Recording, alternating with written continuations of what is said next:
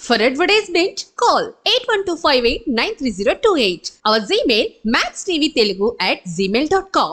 సంకటహర చతుర్థి రోజున గణపతిని చిత్తశుద్ధితో పూజిస్తే తప్పనిసరిగా సకల కార్యాలు దిగ్విజయంగా పూర్తవుతాయి, విఘ్నాలన్నీ కూడాను తొలగిపోతాయి. ముఖ్యంగా ఈ సంకష్టహర చతుర్థి కూడాను మాఘమాసంలో మనకి మహాశివరాత్రి వస్తుంది కదా. మాస శివరాత్రి ప్రతి నెలా వస్తుంది. మాఘమాసంలో మహాశివరాత్రి ప్రదోషకాలం అంటే 3 సంధ్యలు ముడిపడేటువంటి వేళ అసుర సంధ్య వేళ అంటాం. అంటే రాక్షసులకి సంధ్య వేళ అని అర్థం. మ్యాక్స్ టీవీ భక్తి ప్రేక్షకులకు నమస్కారం. ఈరోజు మనతో పాటు ఉన్నారు ప్రముఖ జ్యోతిష్య పండితులు, ప్రముఖ ఆధ్యాత్మికవేత్త డాక్టర్ గుండెపూడి శివసుధీర్ శర్మ గారు. నమస్కారం గురుగారు. శ్రీమాత్రే నమః, శ్రీ గురుభ్యో నమః. గురుజీ, సంకష్టహర చతుర్థి రోజు వినాయకుడి పూజా విధానం అలాగే పఠించాల్సిన మంత్రం తెలియజేస్తారు. మే 26వ తారీఖు సంకటహర చతుర్థి. దీన్ని సంకష్టహర చతుర్థి అంటాం. సంకటం అన్నా, సంకష్టము అన్నా కష్టము అని అర్థం. సంకటాలు వచ్చినాయి అని చెప్తుంటాం కదా, కష్టాలు వచ్చినాయి అని. దాని కష్టాల్ని హరించేటువంటి శక్తి కలిగినటువంటి రోజు కాబట్టి సంకటహర చతుర్థి అని పిలుస్తూ ఉంటాం. మనకి ప్రతి నెల పౌర్ణమి, ఏకాదశులు, మాస శివరాత్రి ఎలా అయితే వస్తూ ఉంటాయో అలాగే ప్రతి నెల కూడాను సంకష్టహర చతుర్థి అనేది పౌర్ణమి వెళ్ళిన 4వ రోజు చవితి రోజున సంకష్టహర చతుర్థి అని పిలుస్తూ ఉంటాం. ఈ సంకష్టహర చతుర్థి వ్రతం అంటాం. అది వ్రతం చేస్తూ ఉంటారు, లేదు వాళ్ళ శక్తి కొలది పూజ చేస్తూ ఉంటాం. సంకష్టహర చతుర్థి వ్రతం చేయాలన్నా ఈ పూజ కూడా ఎలా ఉంటుందంటే ప్రదోష కాలంలో సాయంకాల సమయంలో పూజ ఉంటుంది. శివ కుటుంబం చూడండి, ఎక్కడైనా శివుడికి ప్రదోష కాలంలో అభిషేకం చేస్తాం. నవరాత్రుల్లో అమ్మవారికి ప్రదోషకాలం నుంచి అర్చన ప్రారంభమవుతుంది. అలానే సుబ్రహ్మణ్య షష్ఠి, సుబ్బరాయ షష్ఠి ఇట్లాంటివి వస్తూ ఉంటాయి మనకి. స్కంద షష్ఠి ఇవి కూడా ప్రదోషకాలంలోనూ పూజ చేస్తూ ఉంటాం. అంటే శివ కుటుంబంలో ఉండేటువంటి ఎవరికైనా ప్రదోషకాలం అనేది అర్చనకి చాలా విశేషమైనటువంటి ఫలితాన్ని ఇచ్చేటువంటి శక్తివంతమైనటువంటి సమయం అది. ప్రదోషకాలం అంటే సాయంకాలం 5:45 దగ్గర నుంచి 6:30 గంటల వరకు ఉండేటువంటి సమయాన్నే ప్రదోషకాలం అంటాం. అంటే 3 సంధ్యలు ముడిపడేటువంటి వేళ అసుర సంధ్య వేళ అంటాం. అంటే రాక్షసులకి సంధ్య వేళ అని అర్థం. మరి ఆ సమయంలో దేవతలకు ఎందుకు పూజ చేయాలంటే రాక్షస శక్తి ఎక్కువగా ఉంటుంది కాబట్టి దాన్ని అణగార్చి సద్గతిని మనకు కలుగుజేయమని చెప్పి ఆ దేవతని ప్రార్థించడం కోసం అని చెప్పి మనం ఎక్కువగా ప్రదోషకాలంలో పూజ, సంధ్యావందనం, దీపారాధన ఇట్లాంటివన్నీ కూడా చేస్తూ ఉంటాం. ముఖ్యంగా ఈ సంకష్టహర చతుర్థి కూడాను మాఘమాసంలో మనకి మహాశివరాత్రి వస్తుంది కదా. మాస శివరాత్రి ప్రతి నెలా వస్తుంది, మాఘమాసంలో మహాశివరాత్రి వస్తుంది. అలాగే ఈ మాఘమాసంలో వచ్చేటువంటి సంకష్టహర చతుర్థి అసలైన సంకష్టహర చతుర్థి. అలానే ప్రతి మాసంలో వచ్చేటువంటి దాన్ని కూడాను మాస సంకటహర చతుర్థి అని చెప్పి పిలుస్తూ ఉంటాం. ఈ సంకటహర చతుర్థి రోజున గణపతిని చిత్తశుద్ధితో పూజిస్తే తప్పనిసరిగా సకల కార్యాలు దిగ్విజయంగా పూర్తవుతాయి, విఘ్నాలన్నీ కూడాను తొలగిపోతాయి. అక్కడ ముఖ్యంగా గణపతి తత్వం ఏమిటి అంటే భూతత్వం అంటాం. భూమికి ఉండేంత సహనం ఆయనకు ఉంటుంది. అలాగే భూమి మనకి ఎన్నో వరాలను ఇస్తూ ఉంటుంది. కొన్ని విశేషమైనటువంటి నిధుల్ని తనలో దాచుకుంది. అంతదేని మనం తినేటువంటి తిండి, పంట ఏదైతే ఉందో పంటను కూడా ఇచ్చేది భూమాతే. ఆ భూతత్వమే గణపతి తత్వం అవుతుంది. ఆయనకి ఉదరం పొట్ట అంటాం కదా, ఆ పొట్ట ఏమిటంటే భూమి. ఆయన శరీరంలో ఉండేటువంటి ఒక్కొక్క అవయవం ఒక్కొక్క ఇంద్రియానికి సంబంధించినటువంటి లక్షణాలు కలిగినటువంటి అవయవాలు ఉంటాయి. గణపతికి పూజ చేయిస్తాం, గణపతి ఇలా ఉంటాడు అలా ఉంటాడని చాలామంది చెప్తూ ఉంటారు.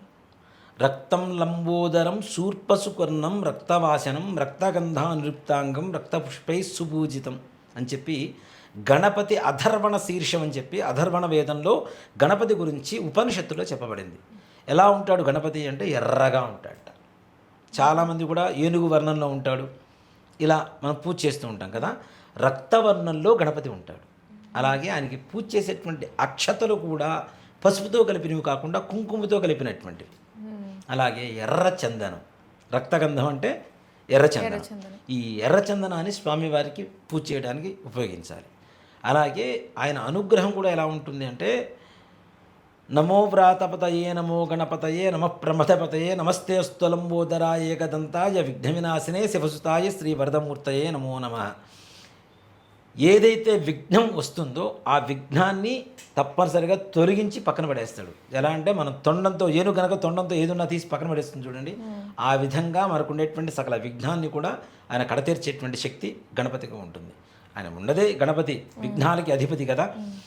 అందుకనే గణాధిపతి అంటాం, విఘ్నేశ్వరుడు అంటాం, గణేశుడు అంటాం, అనేక రకాలైనటువంటి నామాలు ఉన్నాయి. ఈ గణపతికి సంకటహర చతుర్థి రోజున వ్రతం చేయాలి అనుకునేటువంటి వాళ్ళు ప్రొద్దున్నే నిద్రలేచి కాలకృత్యాన్ని నెరవేర్చుకొని ఇంట్లో చక్కగా పూజ చేసుకొని ప్రదోష కాలంలో ఇంట్లో ఆవు పేడ తీసుకువచ్చి చక్కగా శుద్ధి చేసి దాని మీద వరిపిండి, పసుపు, కుంకుమ, వరిపిండి ఇట్లాంటి వాటితో చూర్ణాలతో ముగ్గులు పెట్టి ఒక గణపతి ప్రతిమ లేదా విగ్రహం లేదా కలశం పెట్టి గణపతిని ఆవాహనం చేసి గణపతి వ్రతం ఉంటుంది. వ్రతానికి తగినటువంటి కథ కూడా ఉంది. ఆ కథను చదువుకుంటూ మనం ఒక 21 నెలల లేదంటే 11 నెలల ఒక నియమం పెట్టుకొని ఆ నియమం ప్రకారం వ్రతం చేసుకొని కథ విని దానికి ఉద్యాపన కూడా ఉంటుంది. ఎలా అంటే ఒక పేలాల గంప అంటారు, అంటే వెదురు బొంగులతో తయారు చేస్తుంటారు, వెదురు బద్దలతో. దాంట్లో నిండా ఒడ్లు పోసి దాంట్లో చిన్న చిన్న మారేడు దళాలు, వెండితో తయారు చేసినటువంటి మారేడు దళాలు పెట్టి వినాయకుడికి బాగా ఇష్టమైనటువంటి పదార్థాలు చెరుకు ఇట్లాంటివి ఉంటాయి కదా, దానితో పాటుగా రేగిపండు. రేగిపండు అంటే కూడా గణపతికి చాలా ప్రీతికరం కాబట్టి రేగి పండ్లు కూడా చిన్నవి వెండివి కానీ బంగారం కానీ తయారు చేయించుకొని ఆ వ్రతం మొత్తం పూర్తయిన తర్వాత ముత్తైదువుగా లేదంటే బ్రాహ్మడిగా ఉద్యాపనం అవి దానం ఇచ్చేస్తే ఉద్యాపన అయిపోయినట్టు. ఇలాంటి వ్రతం చేసుకోవచ్చు. లేదు ఇవన్నీ ఏమీ చేయలేము, ఒక సింపుల్గా పూజ చేసుకోవాలి, సాయంకాలం ఆఫీస్కి వెళ్తాం, ప్రొద్దున్నే పూజ చేసుకోవాలి. ప్రొద్దున్నే పూజ చేసుకునేటువంటి సమయంలో గణపతి విగ్రహానికి కానీ పటానికి కానీ కలశం పెట్టుకోవాల్సిన అవసరం లేదు. పూజ చేసుకునేటువంటి వాళ్ళు పచ్చి గరిక దొరుకుతుంది మనకి. గరిక అంటే గణపతికి అత్యంత ప్రీతిపాత్రమైనటువంటి ఒక వస్తువు. ఆ గరికను తీసుకొని వచ్చి ఇంట్లో మనకి గకారాది గణపతి అష్టోత్తరం అని చెప్పి ఇప్పుడు మనకి అందుబాటులో ఉండేటువంటి వాటిలో పుస్తకాల కంటే పీడిఎఫ్లు బాగా ఉన్నాయి. సెల్ ఫోన్లో పీడిఎఫ్, తెలుగు పీడిఎఫ్ కొడితే వస్తుంది. గకారాది గణపతి అష్టోత్తరం అంటే ప్రతి పదానికి కూడా, ప్రతి నామానికి కూడాను గ అనేటువంటి అక్షరంతోనే ప్రారంభమవుతుంది. కాబట్టి గకారాది గణపతి అష్టోత్తరం.